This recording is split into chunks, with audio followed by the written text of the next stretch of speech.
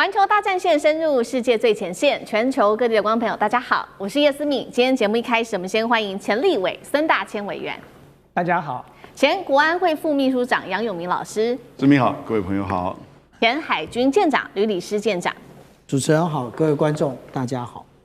好，观众朋友，今天是周一，我们节目的全新一周开始，持续的呢，请观众朋友谢谢大家对我们的支持。那今天一样，看到我们的影片，如果在上面有热搜这两个字，帮我们按下热搜这两个字的键。如果没有看到的话，也欢迎观众朋友来在我们的留言板写下热搜，或者是留言告诉我你在哪一个城市，写下思敏我在哪一个城市，纽约、广东，或者是这个江西啊、巴黎啊、东京、马来西亚等等。最近有非常多的观众朋友特别写下你在哪一个城市。今天一样的有写下这些话的人，我都会来持续的在上面跟你做回应跟互动。今天节目一开始呢，我们要持续的来关心在这一场的美伊战事。今天特别来看到的是，难道伊朗现在正式要开战吗？无人蜂群狂袭美国的军舰之外，也开始反击美军开火，因为它扣押了一艘来自于伊朗的货轮哦，现在包括了荷姆兹海峡跟曼德海峡，双可能都要面临被封锁的窘境。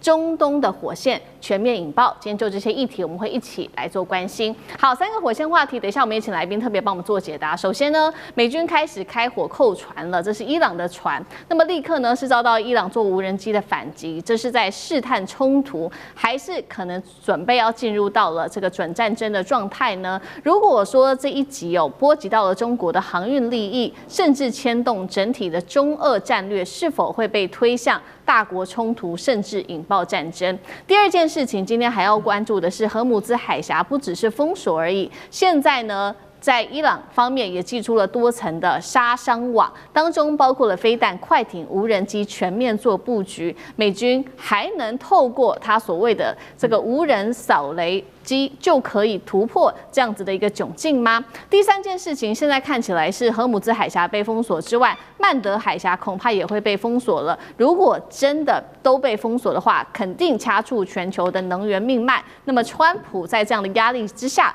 会不会被全球逼着要得妥协呢？今天就这些议题，我们都会一起来做关心。好，赶快来关心到的是最新的消息，美伊的和谈前夕，没有想到战火已经先开打了。我们先看到美舰直接在荷姆兹海峡这边呢，是对一艘伊朗的货轮开火，当时的状况是造成了包括呢，它击穿它的机舱，也强行把它给扣押了。这件事情比较敏感，是因为这一艘货轮它的起航地是中国大陆，所以呢，现在是担心会不会影响中国的全球航运，甚至惹怒了中国呢？这是要持续的来做关心的。那么很快的，伊朗就祭出报复了，他祭出他的无人机，针对多艘的美舰发动了总攻击。但是现在我们来看到荷姆兹海峡面临的问题是什么呢？我们做了一个统计，来自于英国海事情报公司的统计，荷姆兹海峡现在情况越来越危急了。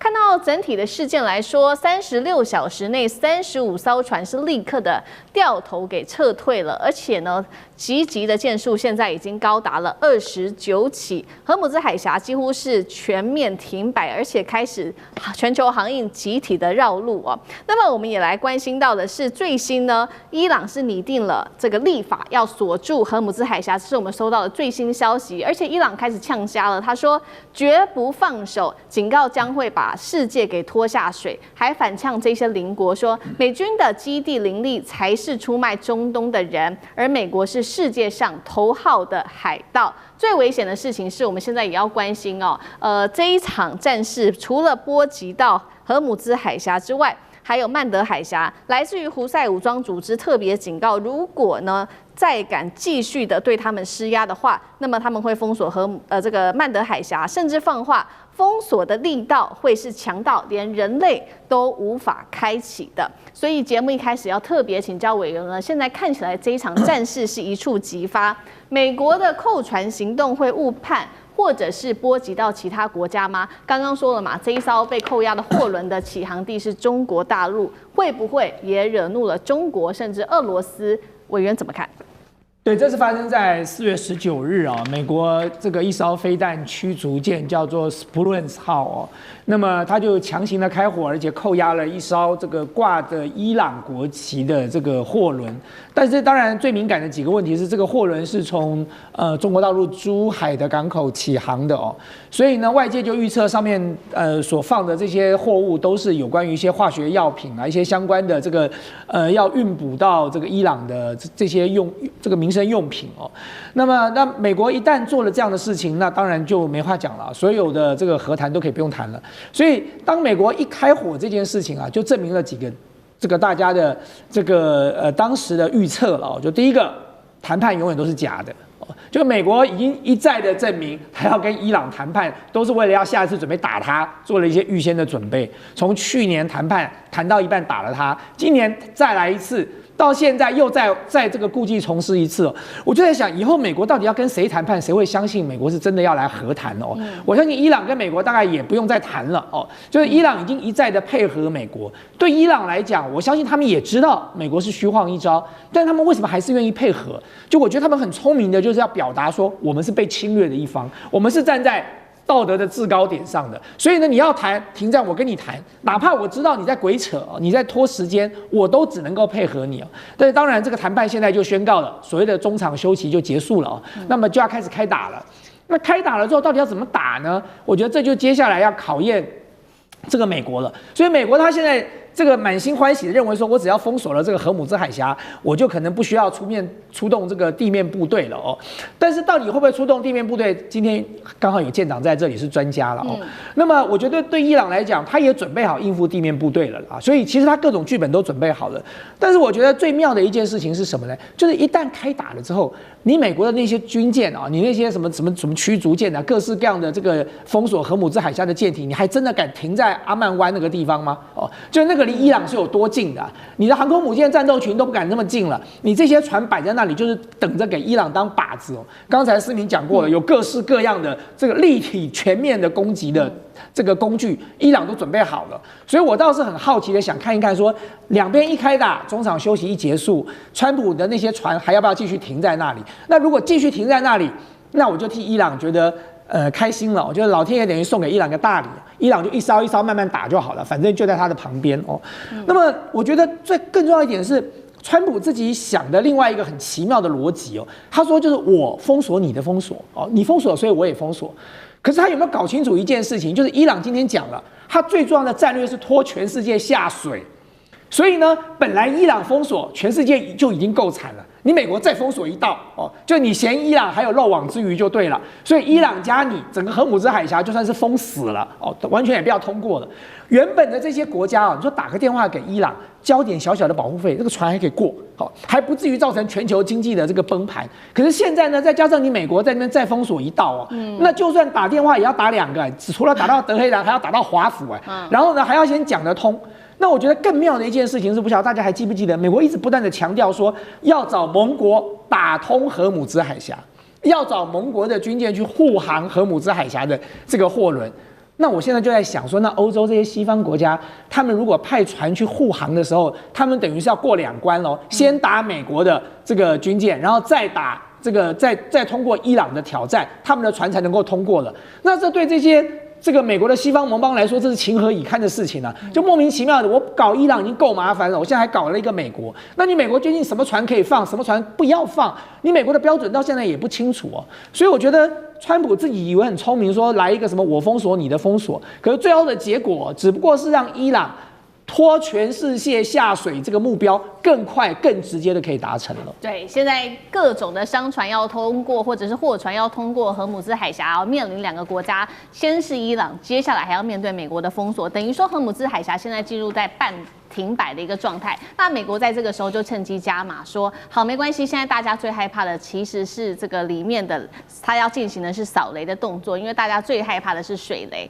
那最新呢，他就说了，美军目前已经在荷姆兹海峡使用这种水下的无人机，可以来进行扫雷。那来自于退役美军的说法，他说呢，只要几天的时间就可以把荷姆兹海峡这边的水雷都给扫干净。军事专家也分析了说，我们用的是这种无人化的载具啊，就不用担心有人员伤亡，而且损失也很快就能够补充好了。那另外一方面，当然了，美军现在要面对刚刚我们特别提到了嘛，来自于伊朗的这种多层次的立体化的攻击，包括在这边设有的岸基反舰飞弹、肩射飞弹、自杀快艇跟水下无人机等等，美军有办法突破这样子的一个窘境吗？舰长怎么看？其实我们这样讲啊，也就是现在这个对于霍姆兹海峡的封锁的话，我们可以看这张图啊。那我们看这张图其实是13号的，也就是将近1个礼拜以前的。可是我们可以很明显的看到啊，美军一直都他的军舰一直都在封锁线之外，而且呢，他不断的号称啊，他有15艘。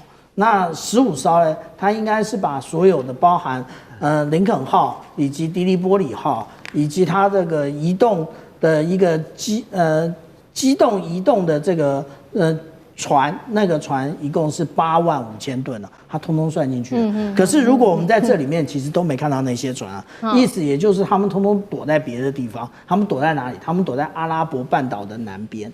为什么？因为那边比较不容易被飞弹或者是无人机打到啊。那如果我们来看啊，一开始宣布说这个霍姆兹海峡可以通航的时候，其实大家都额手称庆，我们就可以看到这里有红色的点，通通都是油轮哦，就通过霍姆兹海峡。但是好景不长，好景不长之后，然后立刻就又开始封锁。封锁之后，那大家一定最新的疑问呢，也就是我们录影这个时候到底发生什么事情？也就是其实霍姆兹海峡还是不通的，不通，但是有没有人通过？有啊，这一艘我们可以看到啊，这一艘邮轮啊，不是运油的啊，也就是我们一般出去搭邮轮出去玩的，这叫世界梦号，它在这一点它通过霍姆兹海峡，意思也就是呢。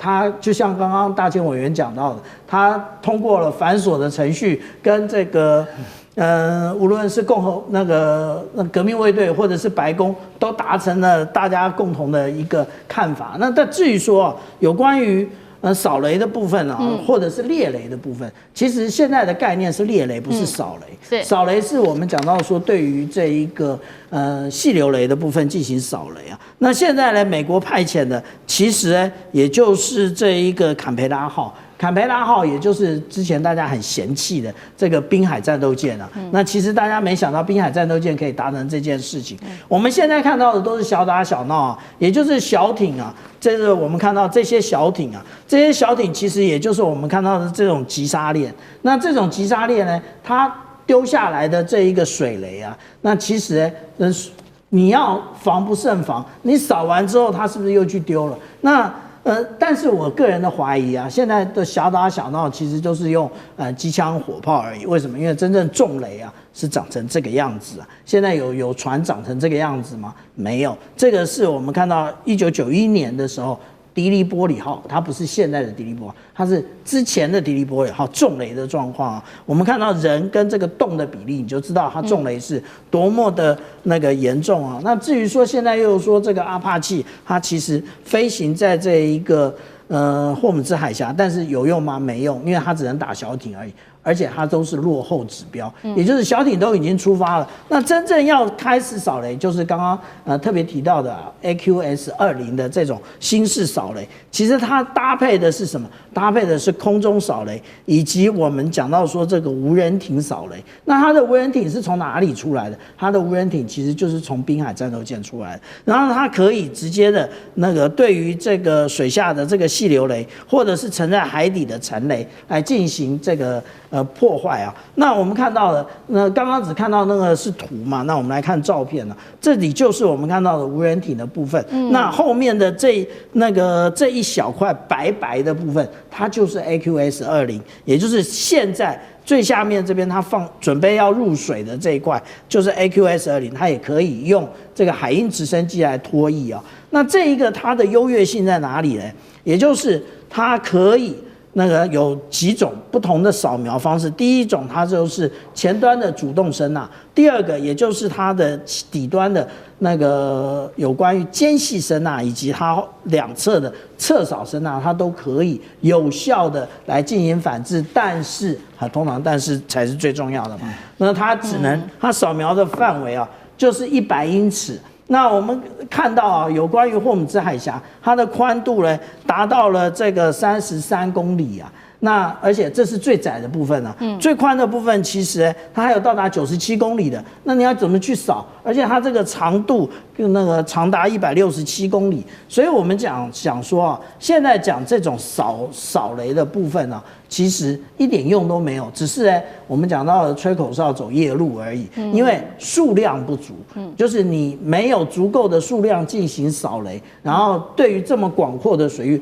而且你的直升机在进行扫雷，你的这个快艇在你的无人艇进行扫雷，随时都有可能遭受无人机的攻击。是好，所以美军他现在要靠这种无人载具来进行扫雷，还是有它非常高的一个难度。那除了现在面临在荷姆兹海峡恐怕面临封锁之外，还有就是曼德海峡最新可能也会被封锁。那接下来全球的航运跟整体的能源可能都会受到影响，会不会把这个压力都放在川普身上？最后，川普有没有可能在国际压力之下妥协？那杨老师又怎么看？我们看出过去历史以及在国际关系研究上面经济制裁。这里还再加上封锁，通常都没有什么大的效益。而且它是个两面刃。我们看最有名的眼前的例子，乌克兰、俄罗斯，还有呢，委内瑞拉。那最长久的被经济制裁的，那就是古巴。它有投降吗？它有瓦解吗？事实上，这个俄罗斯还深受其益，找到了新的这个市场。所以经济制裁，因为美国对伊朗港口的封锁其实就是一种经济制裁，它不是真的要去打，它是禁止你的石油出来，也禁止你外面的物资进去。那现在它过去这段时间把25艘船禁止出来，这个折返。那现在呢，用一个扣押的，让别的船不准进去，不管中国大陆这边过来载的是民生物资还是两用物项，他用这种方式。用这种方式能够让伊朗屈服吗？你炸他1万多个据点，2万多个人受伤，他都不屈服了，他会因为你港口封锁而屈服？所以这是一个不对等，因为美国以为说，我用这个封锁你的封锁，因为伊朗封锁荷姆兹海峡，我就可以对等，让你受不了。因此呢，你愿意跟我谈，愿意开放荷姆兹海峡，太天真了。因为荷姆兹海峡的封锁，我都不用讲它的效益、它的冲击，以及它如果持续1个礼拜、2个礼拜，都不要讲1个月、2个月了，那个影响冲击会多大？而且它不是说开放之后大家就完全复苏啊。现在是整个荷姆兹海峡不能够再拖再等，你让全世界的物价、油价以及美国的通膨、就业，甚至川普未来年底的期中选举的投票，还有未来可能会被弹劾，通通都被绑在伊朗用荷姆兹海峡封锁你的影响跟冲击之上。你不得不相信，因为就是这样子走。所以现在川普另外一个方式呢，他就没有招了，因为他别的方式，你说全面性的攻击或者是再一次的轰炸，边际效益老早已经递减，那你也不敢去夺岛。那现在没有别的国家跟着你。它也没有扩散的效应。那现在倒过来，伊朗说，如果荷姆兹海峡不够，我再把那个曼德海峡也封锁。这个其实是一种叫做加成效应哈，真的会不会去做不知道。会去做的跟荷姆兹海峡被封锁的效果也不一样。毕竟，这个胡塞组织它曾经也这么做过，但是呢效果有限。可是呢，会造成许多的船只，它保险突然提高，甚至不得不绕到非洲的南端，就增加更多的成本。其实也就是说，它这个曼德海峡的封锁，其实是现在已经这个让全世界都喘不过气来，压到那个咽喉点的荷姆兹海峡的封锁上面再加一层。那美国你又怎么样面对这个东西？你一定要认清楚，你现在对于伊朗港口的封锁跟经济制裁是没有效果的。好，谢谢老师。那我们休息一下，马上回来。地缘政治、美中之争、战略价值、强权崛起、小国生存，现在与未来洞悉